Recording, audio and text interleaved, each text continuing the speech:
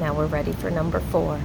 Just like with number 3, I'm going to give you a minute to try to solve this one on your own.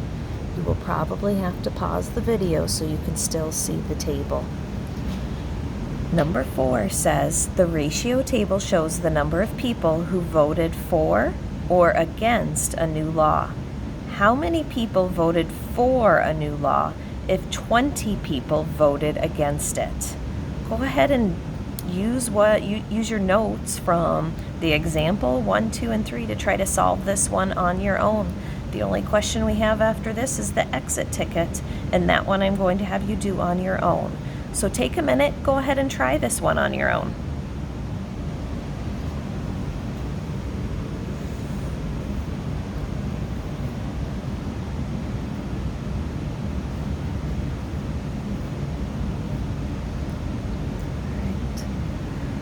Now I'm going to go ahead and solve it with you. I'm going to first look for patterns in my table. I noticed that the number of people that voted against it was 2 for every 5 people that were for it. If there were 6 people against it, there were 15 people for the law. I noticed that my for numbers are always bigger than my against numbers, so that tells me that I'm going to have a multiplicative inverse to solve. So I'm going to write 2 is what I'm starting with, 5 is what I'm ending with. What operation am I going to put right here to solve? Since we are getting bigger, I know that I am multiplying. 2 times a number will give me 5. I'm going to finish writing all the other numbers. 6 times a number will give me 15. 8 times a number will give me 20.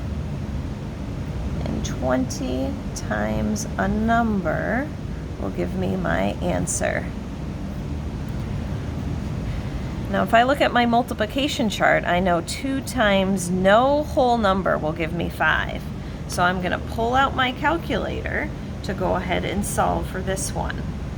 What operation am I going to use with 5 and 2 to figure out what this number would be? The opposite of multiplication is division, so I'm going to use division to solve for this number. So 5 divided by 2 should give me that consistent number. Let me plug that into my calculator.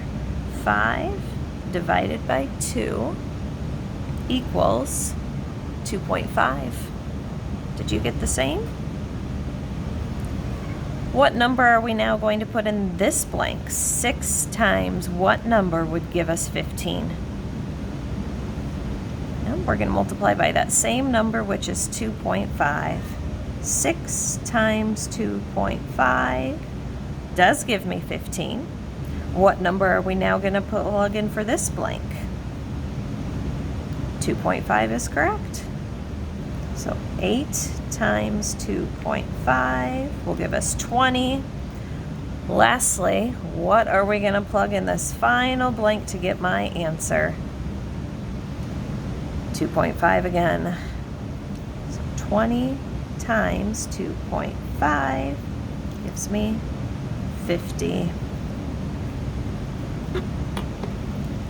So for every 20 people that are against the vote, 50 people voted for the law. All right. Next up is the question that you're going to do on your own, which is the exit ticket. I do have a picture of it in Google Classroom as well.